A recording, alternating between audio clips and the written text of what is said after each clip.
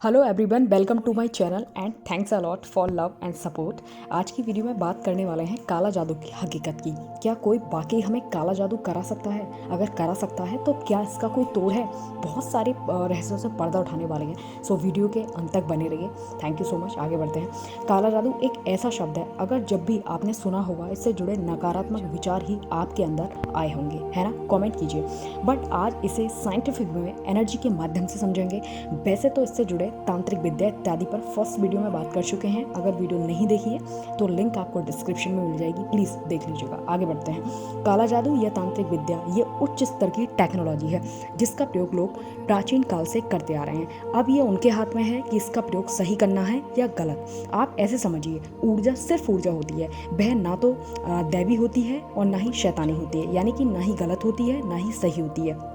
उसे कैसा बनाना है ये सिर्फ आपके हाथों में है। जैसे हमारे घरों की बिजली, हम अपनी बिजली का इस्तेमाल फ्रिज चलाने में, बहुत सारे जो इक्विपमेंट्स होते हैं उनको चलाने में यूज़ करते हैं। इसके अलावा अगर वो झटका मार दे या हमें कैसे भी पकड़ ले तो इसमें बिजली की कोई गलती नहीं है। उसका प्रयोग कैसे हुआ है वो ज़्यादा इंपॉर्टेंट है। आगे बढ़ते हैं। क्या लोग काला जादू कर सकते हैं? जी हाँ, बिल्कुल कर सकते हैं, क्योंकि ऊर्जा का सकारात्मक प्रयोग भी है और नकारात्मक प्रयोग भी है। यही प्रकार के वर्णन हमें अथर्ववेद में देखने को मिलते हैं। इसके पीछे कुछ मनोवैज्ञानिक ऐसा भी कहते हैं कि काला जादू रियलिटी में जैसे काम करता है वैसे करता ही है, लेकिन लोग इसका नाम सुनते ही सच पर ध्यान कम देकर वहम ज़्यादा पालते हैं। इस मामले में आपका अपना दिमाग ही ज़्यादा पागल बनाता है। कुछ लोग यहाँ तक कहते हैं कि अगर आपको पागल करना है तो वो आप पर काला जादू की कुछ संकेतों का प्रयोग करते हैं, जैसे खोपड़ी, थोड़ा खून, नींबू तथा काला धागा आदि।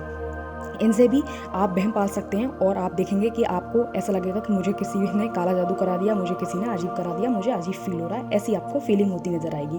इसके अलावा मैं ऐसे कहूँगी कि आप खुद ही खुद अपने आप को नुकसान पहुँचाते हैं, है ना?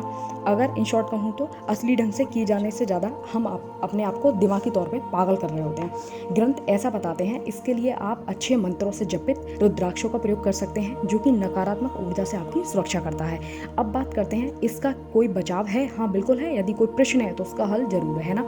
अथर्ववेद में ऐसा कहा गया है कि यदि आप साधना या आध्यात्मिक के मार्ग के पथ पर हैं तो आपको काला जादू या किसी तांत्रिक प्रक्रिया आदि से डरने की जरूरत नहीं है। यदि कोई आपको नेगेटिव एनर्जी भेज भी थे तो आपको उतना असर नहीं करेगी, बल्कि अपने आप ही ठीक हो जाएंगे। इसके अलावा भारत में ऐसे शक्तिशाली ध्यानलिंग मंदिर भी हैं, यदि वहाँ आप कुछ समय के लिए बैठ जाएं तो ऐसी चीज़ों का जो असर है वो बेअसर होने लगता है। एक लाइन बोल्डली कहूँगी, एक बात का ध्यान रखो, किसी के काला जादू कराने से ज़्यादा आप अपने आप को वहम पालकर पागल करते हैं।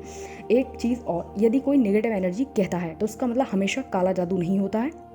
किसी ने किस तरह नेगेटिव एनर्जी को ग्रहण किया है ये भी बहुत डिपेंड करता है कि हम, ऐसा नहीं कि हमेशा हम पे काला जादू ही होगा। हम और तरह से भी, बहुत सारी तरह से आपने देखा होगा, कहीं से गुजर रहे हो, कहीं शमशान घाट से गुजर रहे हैं, कहीं और बहुत सारी चीज़ें ऐसी होती हैं, वहाँ से भी हम नेगेटिव एनर्जी को ग्रहण कर सकते हैं।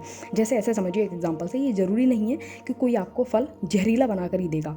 उस फल में कुदरती भी जहर हो सकता है जो खाने पर आपके शरीर में प्रवेश कर सकता है। इसलिए जीवन के नेगेटिव पहलू बहुत तरीके से आपके अंदर प्रवेश कर सकते हैं। ये जरूरी नहीं है कि कोई कहीं बैठकर आपके खिलाफ साजिश ही करेगा, है ना?